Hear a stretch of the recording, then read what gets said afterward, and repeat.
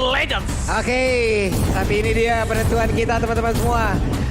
Satu langkah terakhir yang itu bisa membuka pintu cukup lebar atau menutup sangat dalam bagi Boss Legends. Oke, tanpa berlama-lama kita ke line up dan gas. Ih, sedap kali. SMP Arena gas. Alarm bom tadi terlihat ya. Guna untuk langsung membantu aja. Langsung karya dari Orange Buff. Dari Boss Legend untuk bisa melakukan farmingan dengan cukup cepat.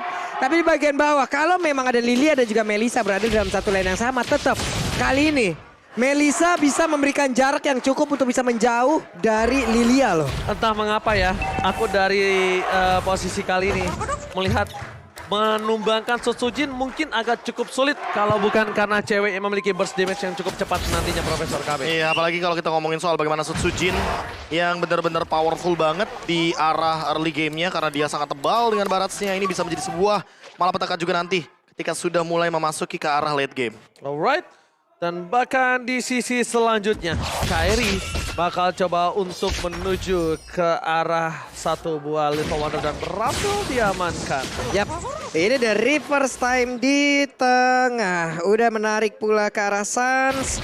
Tapi Sutsujin dengan level 3-nya hampir saja bisa mendapatkan satu Little Crab. Tapi ada gangguan yang datang cukup banyak. Benar-benar dipaksa untuk stay di level yang ketiga ya bahkan buat sekarang. Wow. Oh, Kiboy?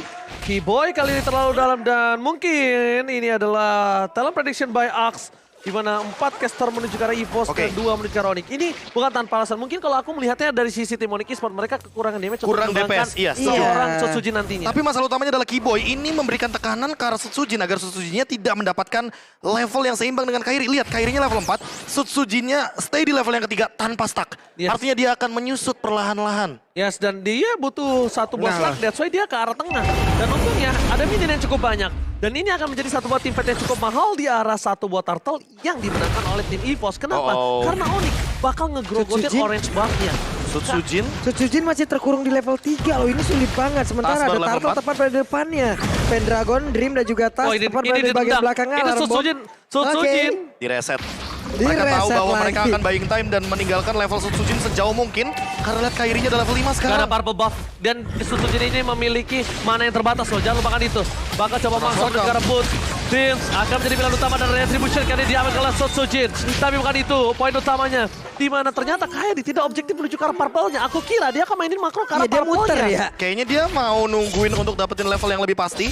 Karena Kairi dengan selesainya purple buff nanti, dia bisa ada di level yang ke-7. Sementara Sutsujin, dia kehilangan orange buff. Dia hanya punya purple buff dan juga beberapa jungle di area bottom lane. Sehingga perlu dijaga ketat oleh Dreams agar tidak ada pencurian atau invasi jungle dari Onyx Esports di early game seperti tadi di 2 menit awal.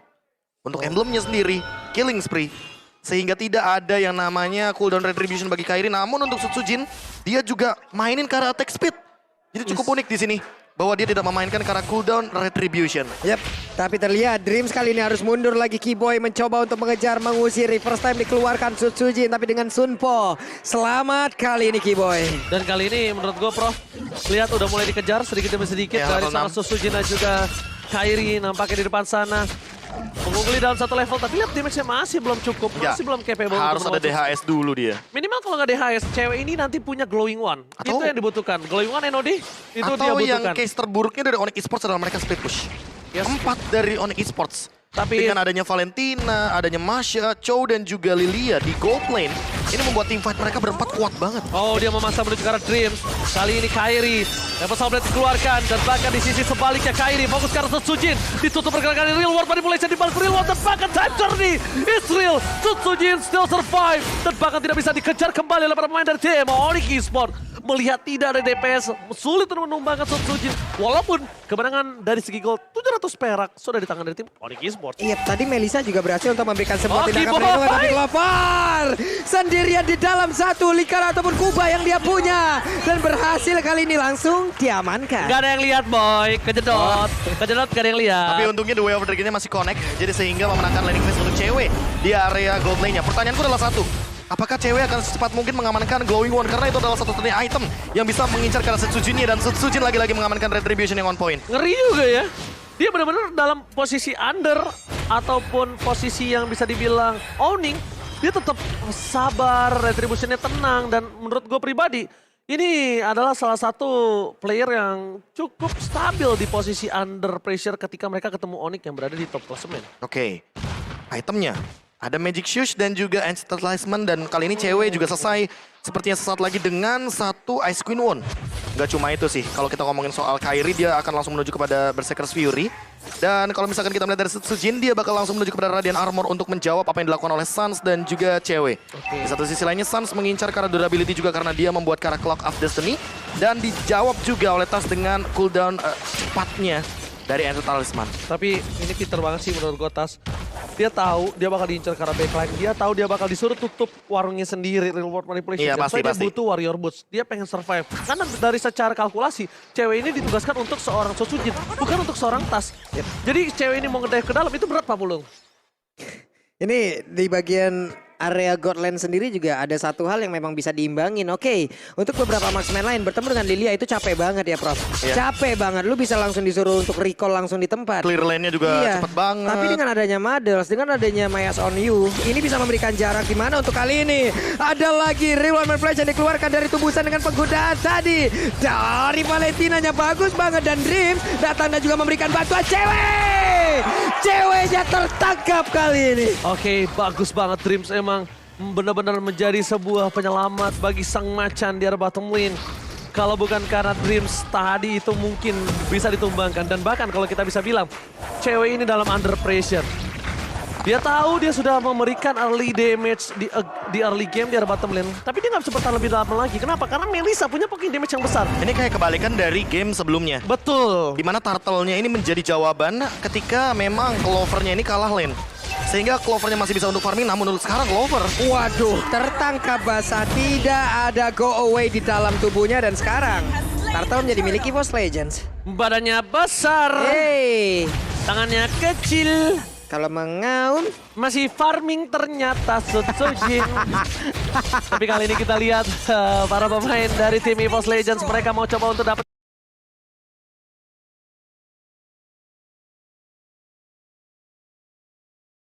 tim satu buah retribution dan berhasil. Duel yang dikeluarkan hanya untuk sia-sia, dan Keyboy terperangkap dalam perut Sujin. Mencoba real one manipulation dan bahkan flicker ke arah belakang membuat Keyboy mendapatkan kerugian yang besar banget. Dan Suns mengambil Kerugian yang besar, ultimate Iya. telah dipakai. Suns bahkan langsung dengan mode defensifnya. Wow. time journey yang tidak terduga-duga ternyata diambil oleh Suns. Langsung dengan cepatnya mereka responsif sekali. Dan langsung Keyboy-nya juga flick out. Shunpo selamat dari real world manipulation. Yes, benar banget. Dan bahkan para pemain dari tim EVOS Legends, lihat Dreams yang menempel selalu. Dia nggak fokus ke arah gold laner-nya. Dia fokus di mana Sosujin tidak sampai terpick off sama sekali. Harus dijaga. Karena dari segi power pick di early masih cukup kuat Prof. Tapi butuh all in. Iya. Ada magical damage yang besar. Magical damage yang tentunya masih bisa dihandle. Apalagi Suns-nya kali ini mengambil ke arah real world manipulation. Jadi ada dua opsi sekarang. Time journey, real world manipulation. Oke, Pendragon. The Way of Dragon telah dikeluarkan, dan bahkan dari posisi Pendragon terkena Terrifying knockout strike dan gak bisa bertahan. Thunderclap, tepuk tangan dari seorang Boots membuat seorang Pendragon harus benar-benar pulang ke arah base-nya. Tapi bukan itu masalahnya. Masalah untuk EVOS Legends adalah gimana caranya mereka masih bawa game ini menuju ke arah mid game, karena Clover akan siap untuk menumbangkan siapapun yang menuju ke arah front to back Mereka untuk tim fight akan selanjutnya. kuat untuk berlima. Betul. Itu poin terpentingnya dari EVOS Legends. Masalah utamanya ini dia maksud aku. Kairi. Dia bisa melakukan split push karena berempatnya Onyx Esports ini bisa melakukan clear wave dengan cepat dan bahkan melakukan fight back. Apalagi lihat Clover-nya. Oke, real one manipulation, Clover! Satu tetes dari Suns berhasil ditumbangkan. Wow. Dan ini tipikal player Filipin dengan linknya. Jana Kitty, Kairi yang ada di Indonesia, mereka dalam under kondisi, mereka tetap bisa bermain dengan posisi macro play-nya, Iya, Profesor. macro play yang selalu dimanfaatkan apalagi dengan rotasi link yang cepat. Mirip loh gameplaynya. Dan mirip banget gameplaynya. Memang kalau kita ngomongin soal bagaimana membaca map itu bisa menjadi sebuah keuntungan kalau kita benar-benar memaksimalkan macro play di dalam sebuah game. Makanya tadi aku bilang formasi 4-1 Onyx Esports ini kuat banget. Apalagi ada Boots nih. Jadi 1-3-1 juga possible banget dilakukan. Apalagi Onyx Esports mereka bawa cewek dengan gold laner Lilia. Jadi clear wave-nya lihat cepet banget dan gak bakal kalah laning management. Oke. Ini, teriakan di bagian belakang sudah mulai lagi gitu ya. Aman cuy, aman aja. Dan sekarang Lord Sudah mulai dicolek lagi. Sunsnya harus bersembunyi ataukah dia akan recall, tapi ternyata tidak karena dia udah set up dan juga menampakkan wujudnya. Cuman siapa nantinya akan langsung diamankan lewat Aimo yang udah punya. Oke, Temple Soulblade Factionnya sudah dikeluarkan. Yang penting knockback-nya gak ada, tapi Pendragon terperangkap di dalam zona landang. Dan bahkan lihat, mereka meriset semua yang dimiliki dari tim Onyx Esports.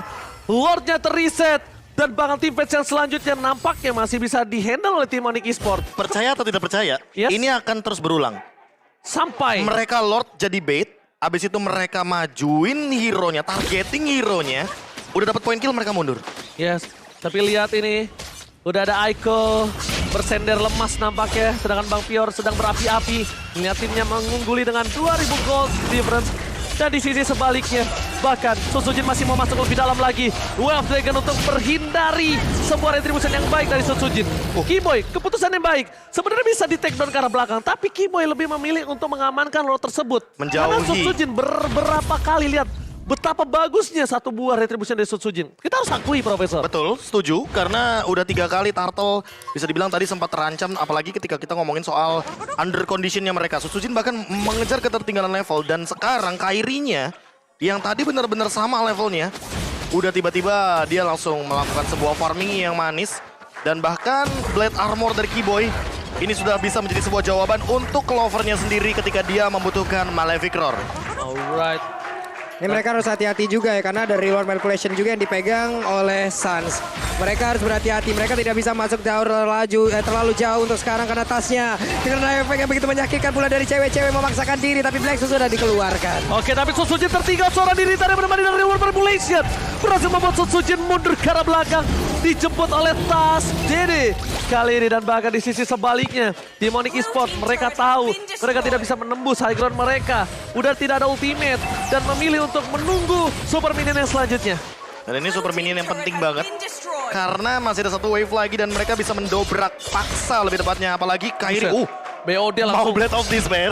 mau bers. Oke, dan mungkin akan diserahkan kepada Malefic Roar untuk kelas itemnya karena Kairi udah punya power untuk true damage-nya. Apalagi dengan Warrior Boots, dia bisa melakukan team fight front to back. Oke, Mereka mau ngincar Susujin lebih tepatnya. Genian, wah ini Genius One pinter banget karena apa? Akumulasi damage-nya ini akan sangat besar Iya, terhadap dia- tim fight tim Onyx dengan Dia mau adanya glowing Valentina. one juga, jadi Harus. akan ada ini ya kesinambungan dari magical damage yang emang kayaknya dari awal udah direncanakan sama Onyx Esports, jadi nggak bakal ada di tangan Suns untuk Genius One-nya. Harus. Tapi di tangan cewek, sehingga damage yang diberikan oleh teman-teman Onyx Esports jadi cukup. Karena berbanding terbalik dengan Oracle. Oracle ini item individual.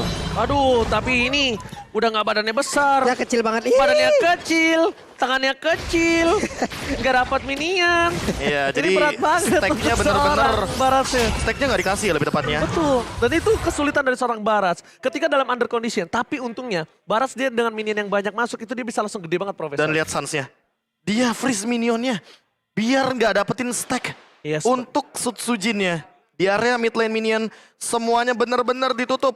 Tapi tenang, untuk satu buah scan QR di bawah, ini nggak bakal tertutup buat kalian. Nggak. Terbuka bahkan buat kalian. Langsung ya, Langsung. nobar MPL sambil order Grab tuh ya. Enak banget sampai dengan 90% loh diskonnya. Kurang apa lagi? Nikmat mana lagi yang mau kalian dustai? Jangan sampai dusta mana lagi yang akan kalian nikmati. Jangan. Dan jangan lupa syukuri apa yang kalian punya. Jangan sampai menyesal ketika yang kalian punya itu hilang. Betul, karena yang kalian punya belum tentu orang lain punya. Itu yang Memang terpenting. yang terbaik itu masih ada yang lebih baik lagi. Tapi yang setia itu jarang. Wadah, Curhat kelas. lagi. Oke, kita bakal menuju ke arah satu buah Bapak Lot yang terhormat nampaknya. Ada Susujin dengan konsilnya berada di garis depan.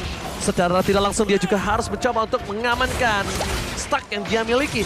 Baiting lagi seperti kata Profesor KB, tapi cewek terperangkap di dalam zona real world manipulation dan informasi telah diberikan. Casing yang dilakukan berhasil, kenapa? Lihat, Kairi melepaskannya. Ini tidak ada para pembuff dan Keyboy akan mendapatkan Susujin, tapi nampaknya time journey terlalu dini. Susujin tertinggal dan tidak bisa dijemput, ini berbahaya. Bahkan dari seorang Kairi berhasil men-solo pick off Ditendang. dari Susujin. Duel dengan bagus double kill. Meskipun triple kill, tapi real world manipulation kali ini terhadap seorang Dreams. Akankah di follow up? No, Kairi sekarang udah mulai sadar. Dia nggak bisa masuk lebih dalam seperti di game yang pertama. Ya, makanya aku bilang bahwa ini akan repeat dari Onyx Esports. Lord, reset, disengage, dan mengincar hero. Itu gameplay yang mereka mainkan dan bahkan bisa dibilang termanipulasi dari EVOS Legends karena mereka termakan dengan gameplay yang memang sudah direncanakan oleh teman-teman dari Onyx Esports. Suns bahkan punya Winter Truncheon, Lordnya sudah enhance. Ketika time journey terlalu terburu-buru, makan bersama dengan satu buah detona. Dan bahkan kalau bisa aku bilang Profesor, itu kayaknya cukup terlalu terburu-buru mengeluarkan source skill secara bersamaan. Kalau menurut aku detona welcome-nya selesai, baru pakai time journey biar bisa Satu-satu ya jadinya ya? satu-satu. Oke. Dan ini Keyboy Papulo. Ya sementara dari Keyboy sendiri ya udahlah kita tahu ya bagaimana dengan high mekanika dari satu orang ini. Pola agresivitas yang emang diperlukan dari tubuhnya seperti emang membuahkan hasil. Game kedua dimasukkan, berimpact baik. Game ketiga di mereka kembali. Total game udah 19 kali win rate-nya loh bagus loh. 63% dari penggunaan ataupun dari Rafaela hero-hero yang sering digunakan. Ini lagi dibuka nih. Buset, Lagi dibuka, dimakan semua. kegelapannya lagi dibuka. Tapi di sisi sebaliknya, lihat Susujin akan coba untuk beranjak dewasa kembali. Turret di arah top lane sulit untuk didapatkan.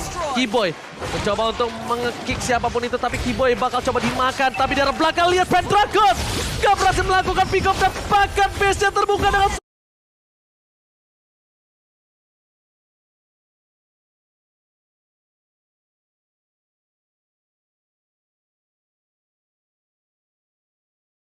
bebas.